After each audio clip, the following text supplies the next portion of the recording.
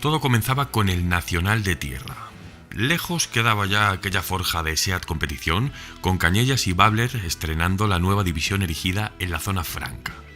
Aquella aventura llamada SEAT Competición se prendía durante el Criterium Luis de Baviera del 72, pero más tarde todo se truncó tras el divorcio con Fiat en 1980, y entonces comenzaría un breve periodo de letargo en las actividades deportivas de la firma española.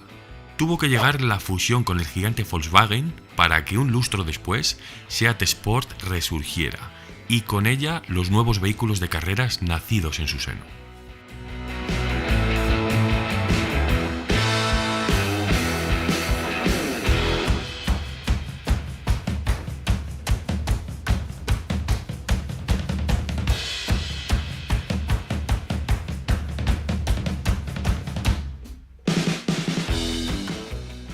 A finales de 1985, el ingeniero Vicenç Aguilera culmina el nacimiento de esta nueva división deportiva española.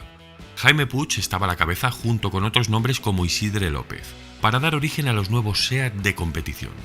Y es aquí precisamente donde volvemos a situarnos en el punto donde se iniciaba este capítulo, en nuestro Campeonato Nacional de Rallys de Tierra, donde los primeros ejercicios interesantes, tras la Copa Panda, por supuesto, serían los del SEAT Ibiza Bimotor, los Golf GTI Grupo A y el Marbella Proto. Una vez inaugurados los años 90, SEAT acababa de presentar al mercado el Toledo, un sedán que utilizaba la plataforma A2 PQ32 del Golf MK2, valga la redundancia, del Jetta y parcialmente del Corrado, porque este compartía también con la B3. Bueno, la idea ahora era darle al modelo la correspondiente promoción de mercado en las carreras. Y para ello se utilizaría el nombre del mismo, el del Toledo, y su apariencia para revestir un nuevo vehículo destinado a competir en la escena internacional de los rallies, más en concreto de los raids, que gracias a las feroces disputas que habían regalado las últimas ediciones del Dakar, era una categoría que estaba en pleno despegue.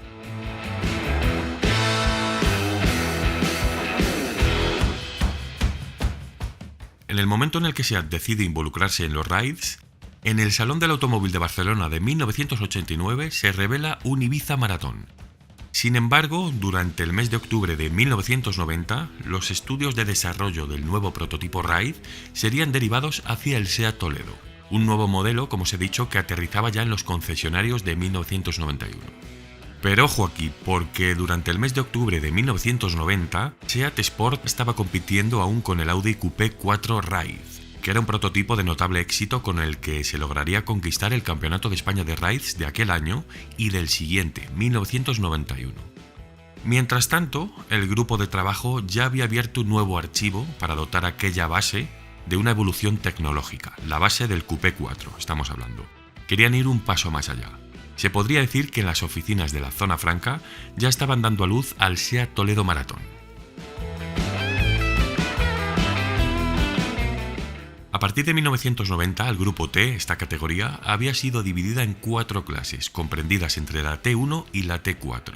Y la nueva creación de SEAT iría dirigida concretamente a la categoría T3, que acogía los prototipos todoterreno ligeros. Estos modelos podían presentarse a competir con un peso inferior al de otras categorías, como la T1 por ejemplo. Y además no necesitaban estar homologados ni derivados de un modelo de producción. Y esto es justo lo que buscaba SEAT, promocionar el aspecto de su nuevo producto de mercado, porque les apetecía, porque querían, pero a su vez gozar de toda la libertad para poder demostrar las capacidades técnicas que habían adquirido en los últimos años. Desarrollado en el Centro Técnico de Martorell, el Toledo Maratón se presentó con un porte imponente, totalmente radical y rotundo, nada que ver con el de un sedán de producción.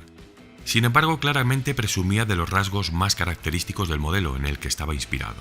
Y así pues, el primer objetivo a la vista era el Campeonato del Mundo de Rallys Todoterreno. Era un conjunto erigido sobre un chasis tubular construido en materiales compuestos, en este caso de acero reforzado, mediante una célula de fibra de carbono. Y a pesar de presentarse, obviamente, con un formato de 3 puertas, este Toledo nació con unas cotas superlativas, se podría decir. La longitud sí que era exactamente la misma que la del Audi Coupé 4 pretérito, que era 4,3 metros. Pero la distancia entre ejes pasaba ahora de 2,6 a 2,8 metros, que no es poco. SEAT en este caso había estado profundizando en los estudios de este elegante elefante a través de 2 maquetas. una primaria que hicieron a escala 1.4 y una posterior ya de escala 1.1. Con motivo de los escenarios que se proponían afrontar, el equipo técnico de Martorell, dirigido por Gabriel Cortés, centró especial atención al desarrollo del bastidor, en especial al apartado de las suspensiones. El esquema de trapecios dobles para las 4 ruedas, acompasados también con dobles amortiguadores de gas firmados por Öhlins, se presentaba con un recorrido de hasta 30 centímetros. Sin duda era una de las soluciones más vanguardistas de esta categoría en aquel entonces.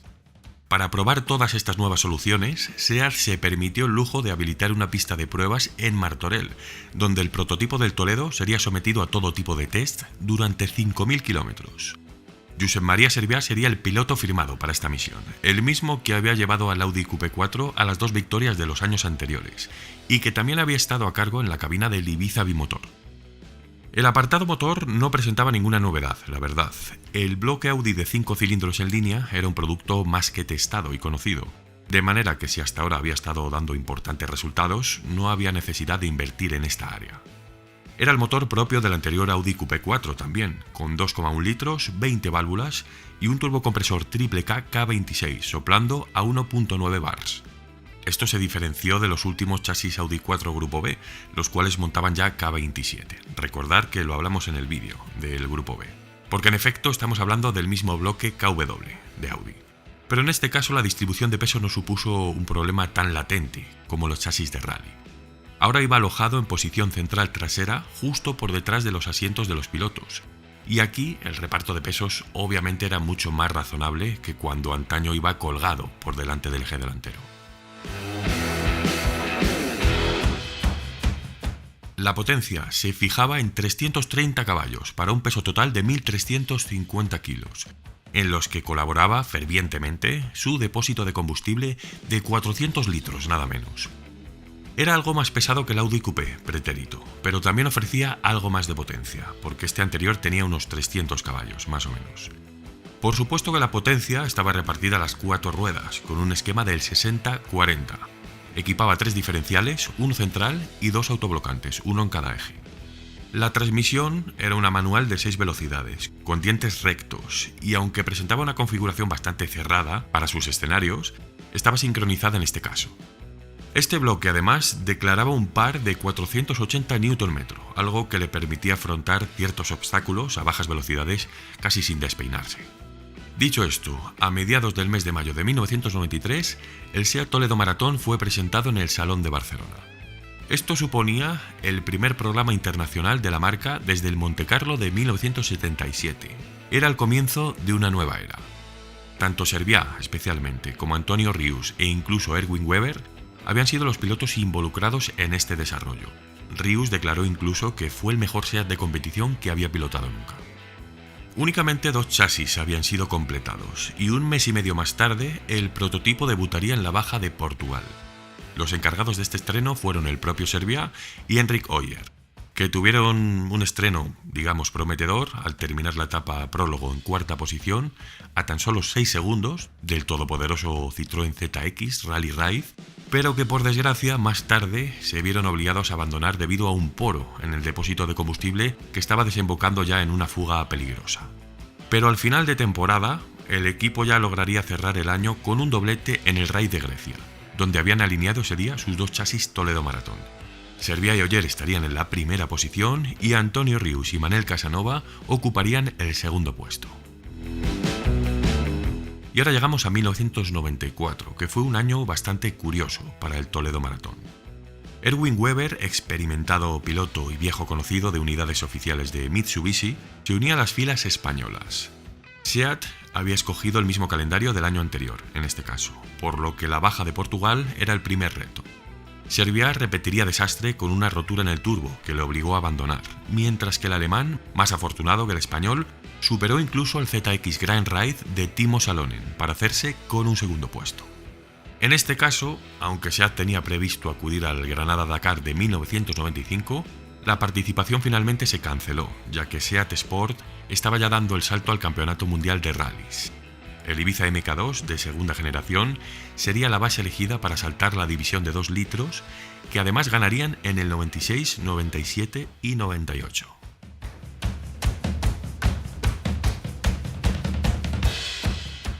Bueno, esto fue una historia breve pero intensa, de las que incluso podríamos hablar de secuela. ¿Y por qué os preguntaréis?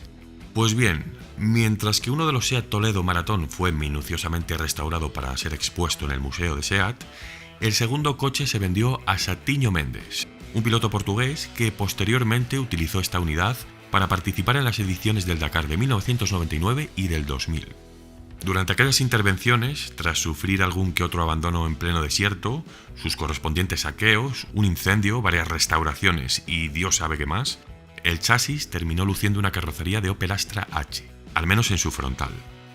Y tenemos también en torno a este modelo aquella famosa leyenda del pastor de Ceanurí, que al parecer a alguien le hizo gracia inventarse pues, que un pastor, un señor ya de cierta edad, que cuidaba sus ovejas en un pueblo, pues se desplazaba por ahí en uno de estos chasis, Toledo Maratón. Bueno, esto fue una falacia en toda regla, no sé con qué fin, la verdad, básicamente porque las imágenes tomadas durante aquel reportaje en concreto, de aquella época, misteriosamente, la matrícula del Toledo Maratón, del pastor, entre comillas, entre muchas comillas, coincidía con la del chasis que SEAT tenía expuesto en su museo. Y es que solo existían dos chasis. Si una fue a parar a Portugal, obviamente, la restante, ¿cómo acabó en manos de un pastor? ¿Cómo pasó de SEAT a manos de un pastor? Bueno, el SEAT Toledo Maratón no es el primer Toledo que vendrá al canal. Tengo un Toledo súper raro para traeros, pero igual lo hago a modo short porque es que no hay nada de audiovisual. Así que ya veré cómo me lo monto, o igual os hago un pequeño vídeo de 5 minutos aunque sea y os doy algo de info con unas fotos así superpuestas. Ya veremos cómo me lo monto. Tengo varios Toledos para traeros de competición, así que dejadme en los comentarios. Muchos me habéis pedido el GT, no dudéis que lo tendréis, así que estaros atentos que se vienen cosas muy buenas. Ya veis cómo está el canal de ardiente. Mil gracias a todos por vuestro tiempo. Si os ha gustado podéis compartir el vídeo, darle un like, lo que creáis oportuno. Nos vemos la semana que viene, como siempre, a las 21:00. Muchas gracias.